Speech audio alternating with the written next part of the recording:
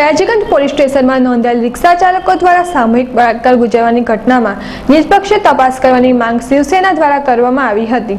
2 દિવસ અગાઉ શહેરમાં મહારાષ્ટ્રની યુવતી પર રિક્ષા ચાલકો દ્વારા સામૂહિક બળાત્કાર ગુજારવામાં આવ્યો હતો, જેની પોલીસ ફરિયાદ યુવતી દ્વારા સયાજીગંજ પોલીસ મથકે નોંધવામાં આવી હતી। આ ઘટનામાં શિવસેના દ્વારા નિષ્પક્ષ તપાસ કરી ગુનેગારોને કડક સજા આપવાની માંગ સાથે તેમજ ગુનાહિતને ગેરકાયદેસર રિક્ષા ચાલકો વાળાઓ સામે કડક પગલાં ભરવાની માંગ સાથે શહેર પોલીસ કમિશનર મનોજ શશીધરને આવેદનપત્ર પાઠવવામાં આવ્યું હતું।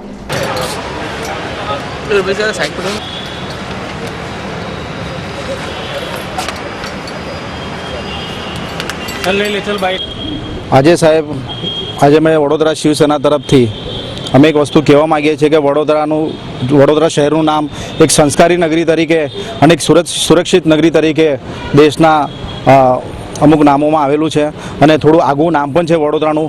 પણ 18 તારીખે એક શરમજનક વડોદરા માટે ઘટના થઈ ગઈ છે।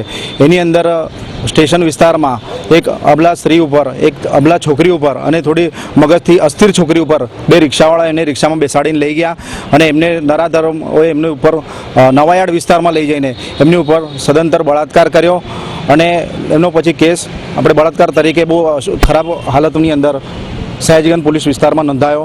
અમે અહીંયા સયાજીગંજ પોલીસ વિસ્તારની ટીમ, વોરા સાહેબની ટીમ અને આઈપીએસ ઓફિસર શ્રી લીના પાટીલ મેડમની ટીમને પણ અભિનંદન આપવા બી અહીંયા આવેલા છે અને અમારી શિવસેનાની ઉગ્ર માંગ છે કે આવા જે બેફામ ચલાવવાળા રિક્ષાવાળાઓ છે એની ઉપર કાયદો વ્યવસ્થા એમનું કડક વલણ અપનાવે અને જે વગર લાયસન્સના, વગર બેઝના જે રિક્ષાવાળાઓ ચલાવે છે એની ઉપર પણ સખત કાયદા અને એમની તપાસની નોંધ થાય અને એની ઉપર કાયદો એ થાય।